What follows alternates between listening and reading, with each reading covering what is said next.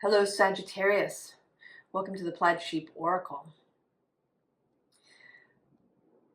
As I record this, we're coming out of a Mars-Pluto square. Mars from Scorpio, Pluto in Aquarius,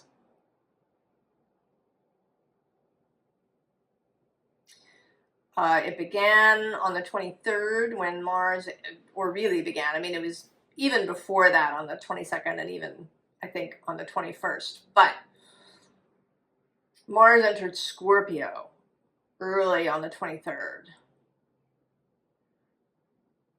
or very late on the 22nd.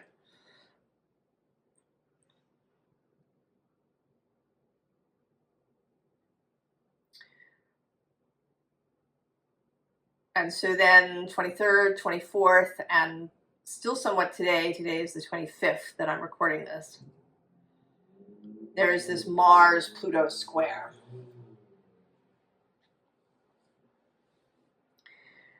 And the experience of that can be, I have certainly experienced it this way,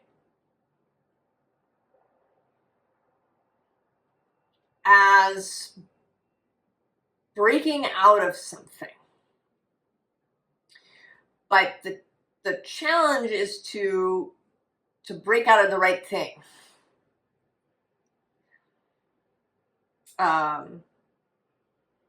There may be an attempt to break out of something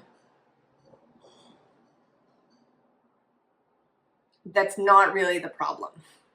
It may be the thing that's new, when in fact what wants to be released and resolved is the older conflict. The conflict with those things that were kind of baked into us. Because these are also more difficult. They may feel foundational if you, for example, sometimes people have a lot of trouble criticizing their own parents.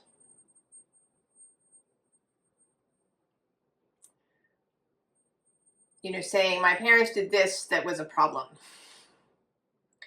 Because especially if you're still younger, certainly when you're a child, the idea of challenging your parents could feel really risky. Your parents are that which contains you. They're theoretically your means to survival when you're little. Or, you know, maybe it's whatever your community says is right. And that to challenge those things feels really risky. So what you might do if you're feeling this, you know, need to fight something, is you might turn it on something new that doesn't feel so foundational, that doesn't feel necessary to your continued survival. So you can fight that, right? You can get out this energy, you can you know, release that in a way that is less risky.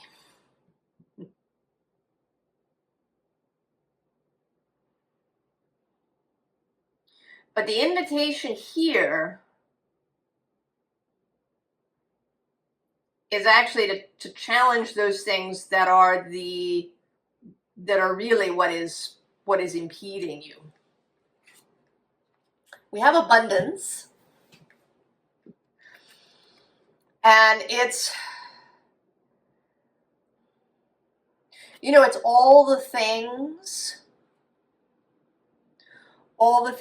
that you want, that you may be striving for, that feel really good to you, that you are being drawn to by your moon. And the moon is another one of those things that's, it can go two ways. On the one hand, it can absolutely guide you towards what will be fulfilling, what will be emotionally fulfilling, what will feel really great. But it can also be a stumbling block because it's gripping that thing that makes you feel safe.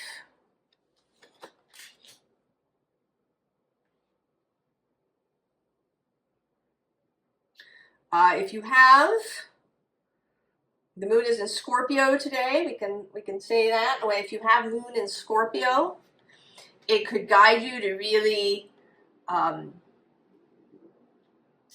having really fulfilling, intimate, deep relationships.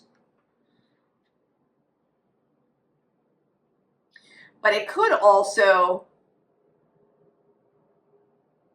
make you feel that you have to be really private, that you have to keep secrets in order to be safe.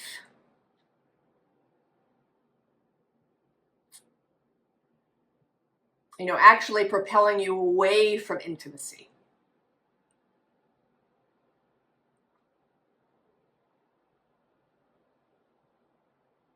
So there's a real discernment factor here. The seen underside is balance, with this creation right under it. And to me, it's more, right? There's this, kind of this other face here.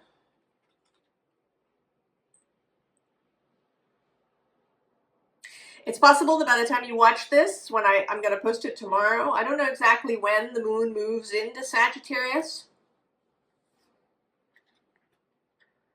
I don't know where it is exactly in Scorpio at the moment. About halfway, maybe. So by the time you watch this, the moon may be in Sagittarius. And in that way, the moon,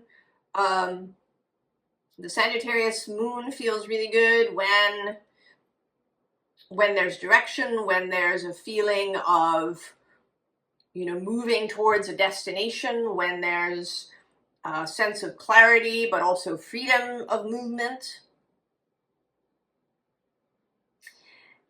And on the flip side, there can be this, my way or the highway. It has to be this, just this way, or it's bad, or it's dangerous. I have to follow a particular road, or else there's going to be trouble.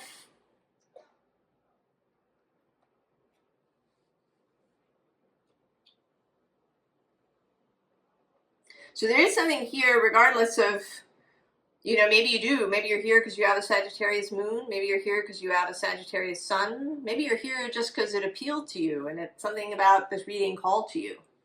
But there is something about really paying attention to your moon.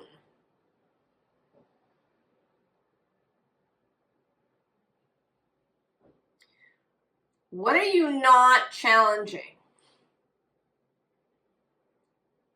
Because your moon maybe has this need, this is convinced, or you are convinced because of the energy of your moon energy that you have to keep this thing there, or else, everything's going to fall apart. Right? Because the unseen underside is self-reflection. Ooh.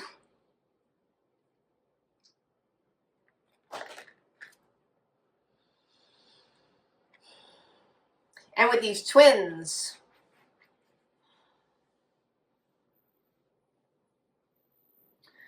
the two sides of a thing.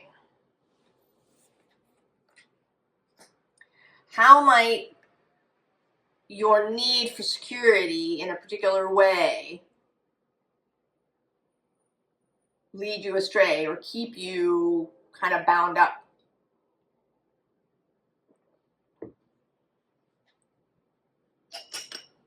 We have the Three of Cups. A lot of this may have to do with people around you. What people around you believe, what your family believes, what your society believes.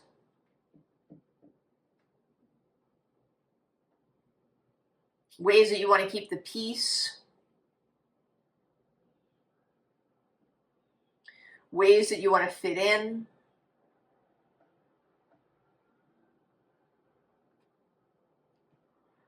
But below that is this Queen of Swords. The Queen of seeing clearly. This is her first appearance.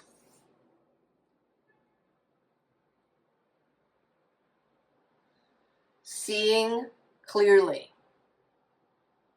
Where actually is the blockage? Below her is this Three of Swords. All right, ways that sometimes we stab our own heart.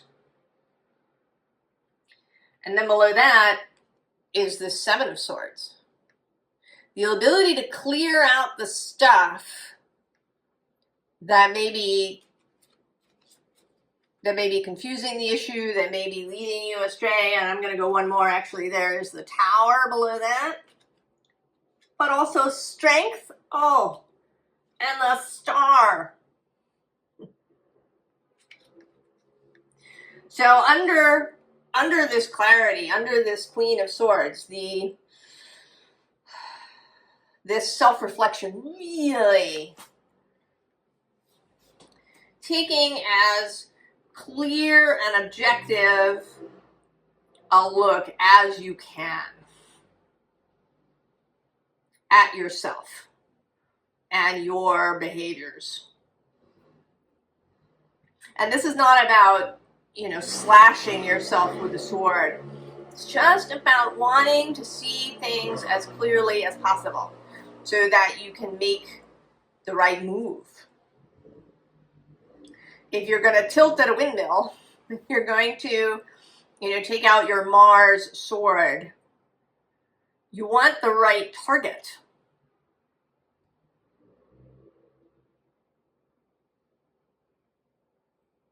There may be nothing whatever wrong about a Mars rush forward, but you want to be pointed in the right direction. The underside here is the Eight of Wands, one of your cards, actually. And here it's incoming information. Specifically. And it's headed right for the heart.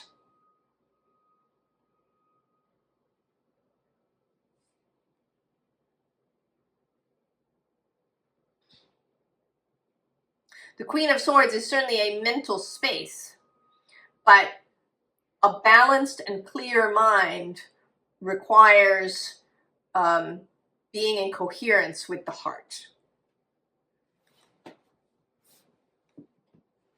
And that's where the information is going to come the most clearly first. Oh yeah, and there you are. The Knight of Wands right next to this underneath.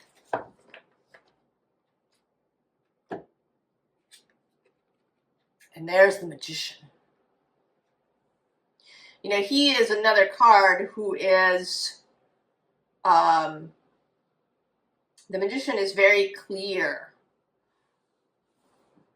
on their motivations, on their own foibles, on their own trigger points and places where they may get tripped up. Because to do real magic, to do magic successfully, you want to be really clear. You want to know, what is it I really want? I mean, really. Am I pursuing something because I think it's easier, because, I got an idea when I was a kid that I was supposed to do this? It may not be the case. I don't know. I don't know where you are. The fact that you're here at this reading implies to me that there's something about how you are proceeding or where you are proceeding that is out of alignment.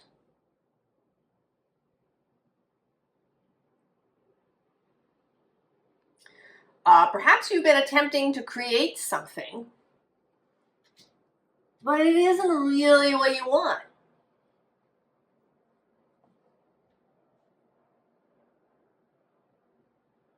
You're doing it maybe because it's practical, or it seems safe, or it's, you know, what you've been pursuing for a long time.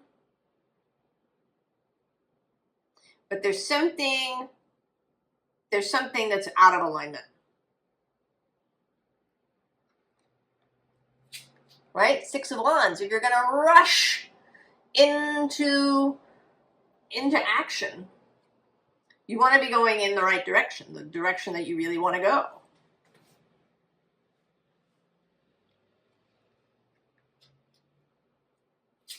And the Chariot too. But this is an interesting Chariot because there's not actually any horses. There's the 2 ravens. So this Chariot is kind of really about internal movement for me. That there's an internal change of direction maybe that wants to happen. It also often looks to me like a transportation platform. That when you get yourself and your thoughts and everything into alignment, that the movement is instantaneous. It's like a transporter beam that takes you from one place to another instantaneously.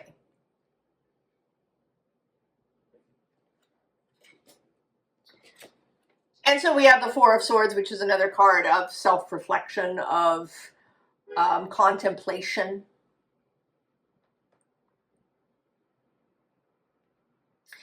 And you do want to do this when you are calm.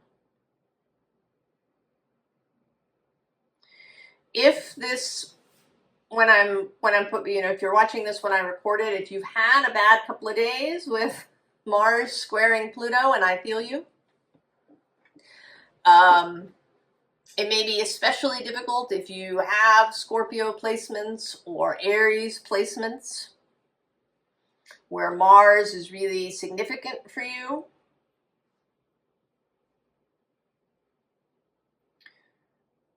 You may find it especially challenging to have these 2 planets squaring off. The desire to break out of something, there may be a heightened feeling of being the victim, or a heightened sense that there is a victim and a villain.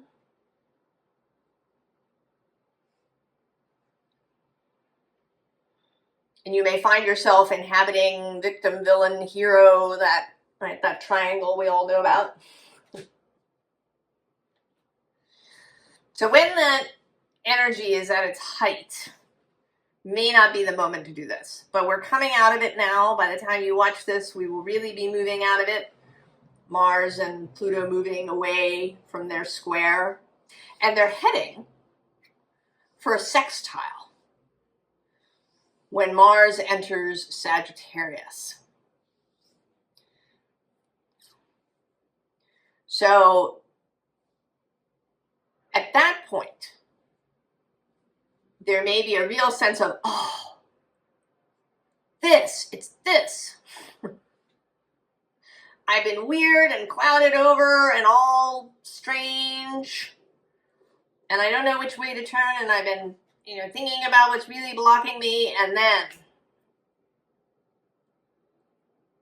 now I kind of want to know when that moment is actually happening, when Mars moves into Sag. Exactly.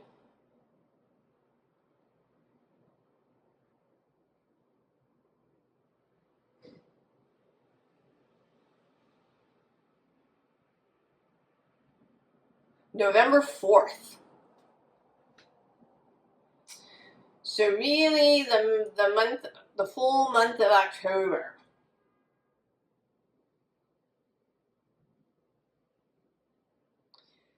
And then on November 4th, Mars moves into Sagittarius and has a moment of opposition with Uranus. So there's this real opportunity for major change, for this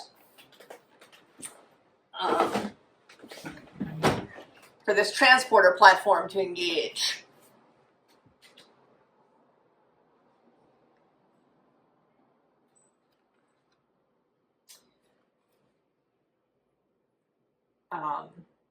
You know, and this room feels like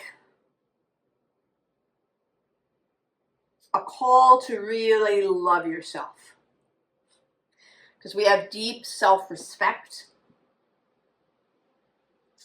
Below that is the eagle of freedom. And then on the underside is trust yourself.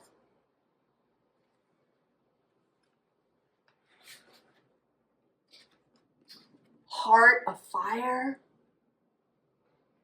Right? Your fiery heart, Sagittarius. Your desire, your passion, your elan, your life force. Pearls of wisdom that you have, that you've gained, all the experience of your life. And then the keeper of magic.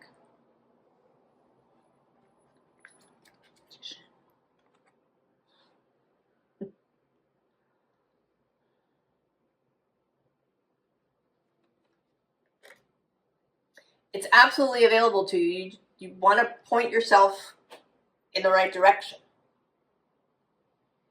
And to do that requires figuring out what that direction is, removing the clutter. We have this leaf shade cradled.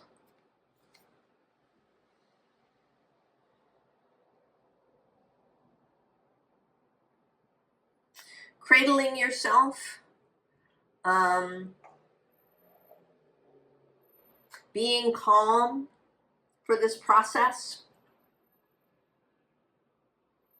You know, this image of being under a great tree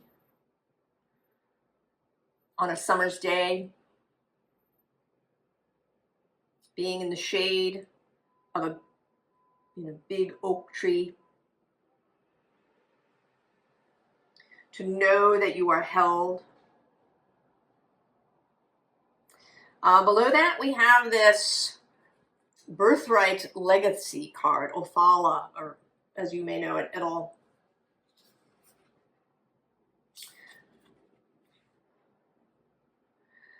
Recognizing what you've brought along.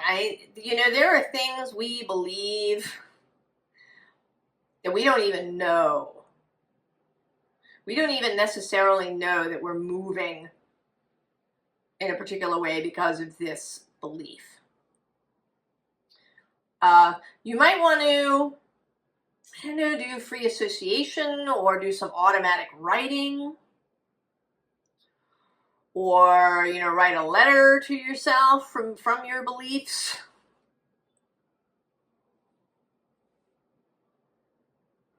Because there may be things under there that you don't even know are there.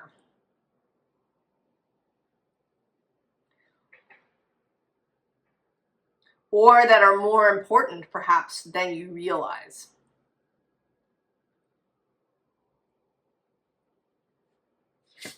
The underside here is the gift.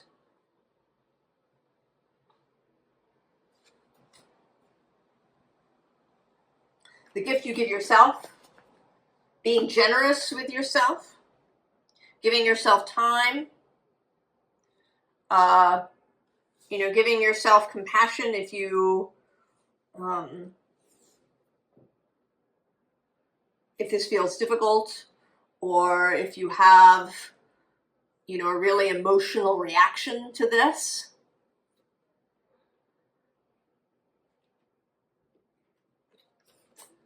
And then Ur, the untamable.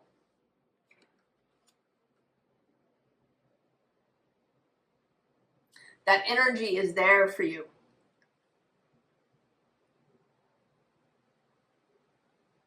And again, you want to point it in the right direction.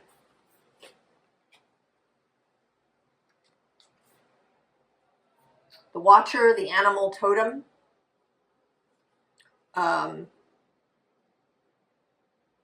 You may call on a spirit animal, and if you have an animal totem. If there's some animal that's showing up in your experience. Maybe there's some, you know, you're seeing more crows or more ravens or even some exotic animal that's showing up. You know, your YouTube feed is suddenly full of, you know, videos about camels or, you know, whatever it is. Or maybe there's some other thing that keeps showing up. Pay attention to these things. They may be wanting to tell you something about this process, maybe about a belief that you have that you don't know you have. And then this Gutterung, the channel, the gathering.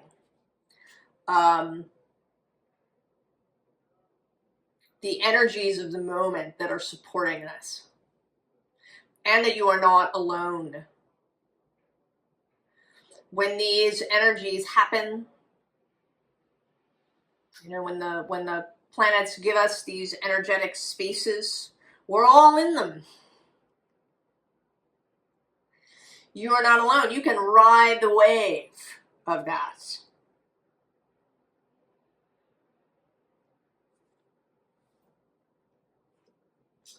The Star showing up again.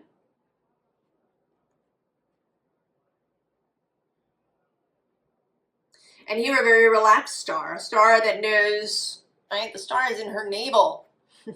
She doesn't have to go looking for it.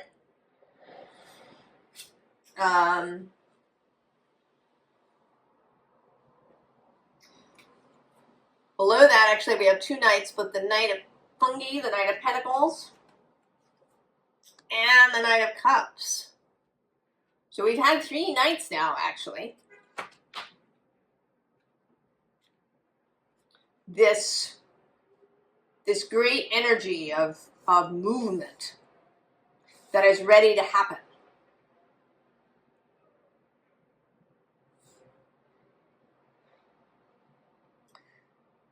And you want to know what is your star? Where do you really want to point these Knights? Knights need a task. It makes me think a little bit in the scene from Sense and Sensibility, the Emma Thompson version, when her sister is sick. Colonel Brandon says to her, "Give me an occupation or I shall run mad." And she sends him to get their mother. And he's off like a shot.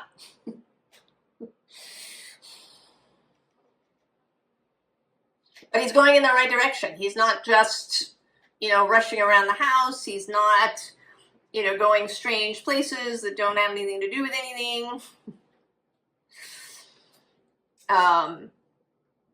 He's been given the task that will really be helpful, and off he goes.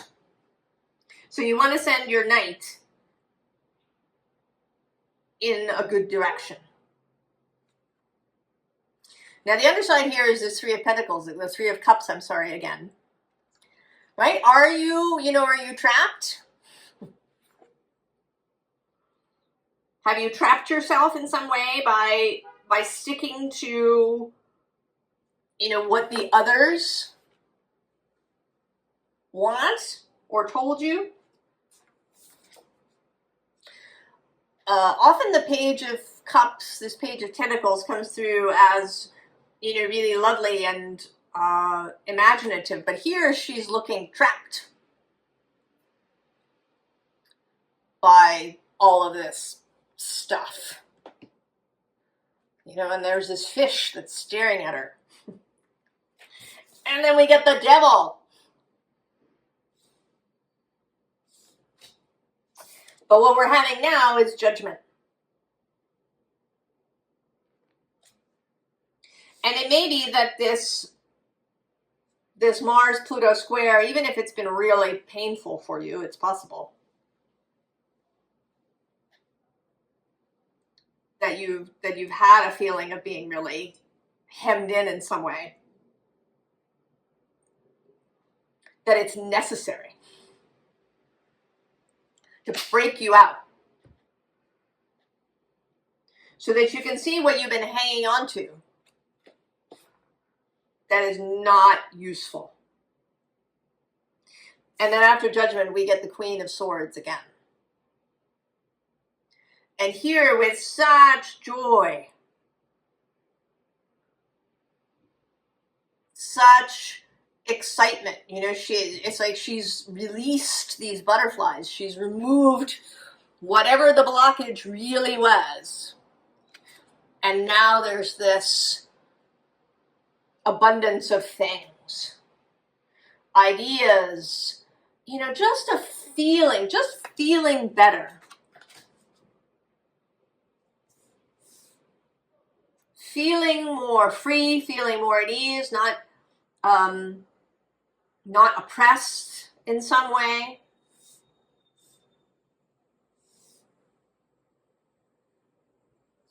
We've had advice, but we have the formal advice.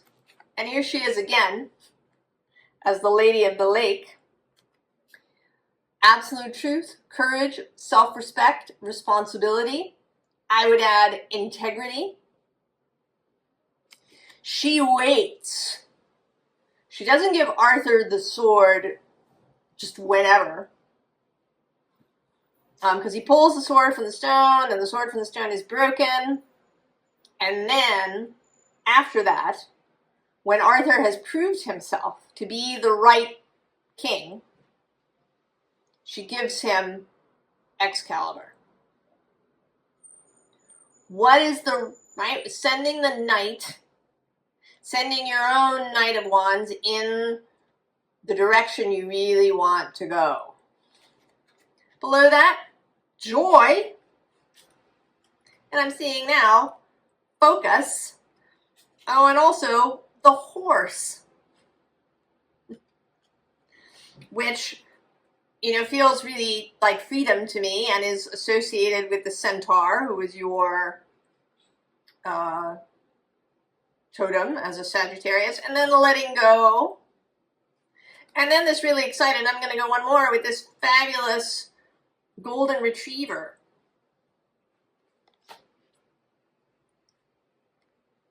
Who's just, you know, having fun. The underside here is the cow, which has nourishment, abundance, asking, and receiving.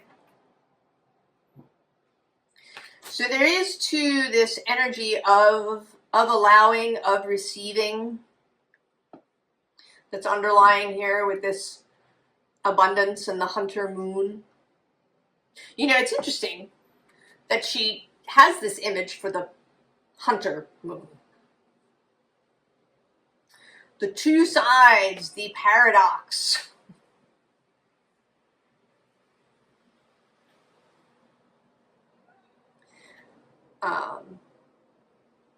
Of going for something, but also being able to receive and to have. Fear, facing fears. This may come out as grief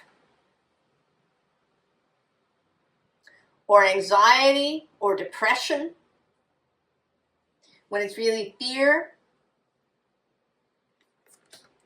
So recognizing your own fear, that is another moon word.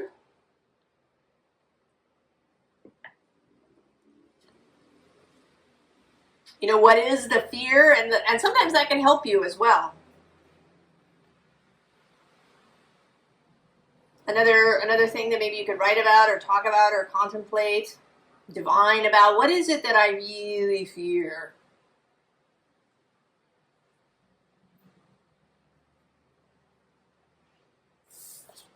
Then movement. Be willing to change direction.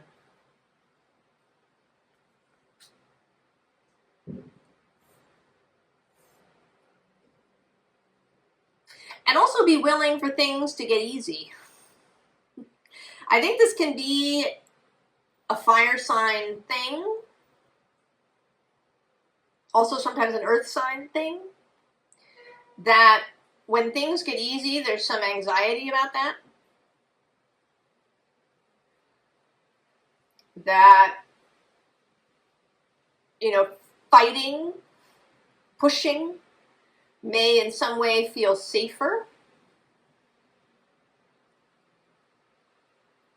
Having something to push against can sometimes feel safer. Having a villain can feel safer.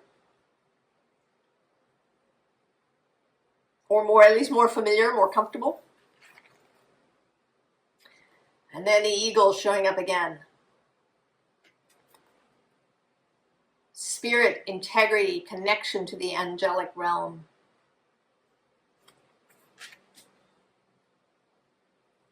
And clarity, seeing. And the eagle sees both really sharply, you know, the mouse from 1,000 feet up, but also broadly.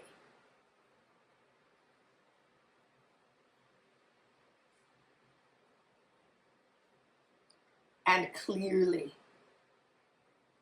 Clarity, getting your head out of the clouds, clearing the fog.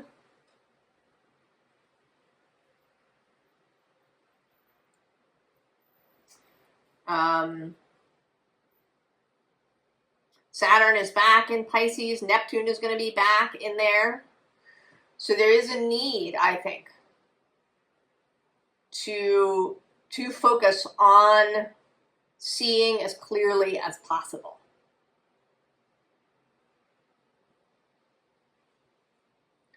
And seeing, you know, sending, knowing which way to send your night. Sending your night on the mission you really want.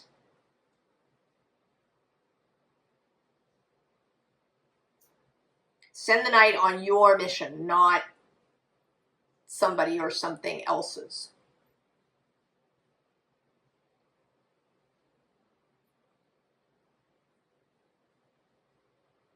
Sagittarius. And this is the moment. Direct the energy, the effort, the focus in the right direction. And that means both moving towards what is really what you want, what is your abundance, and also when you're going to engage in a fight, fighting the right opponent. Clearing the real obstacle, even if it feels scary.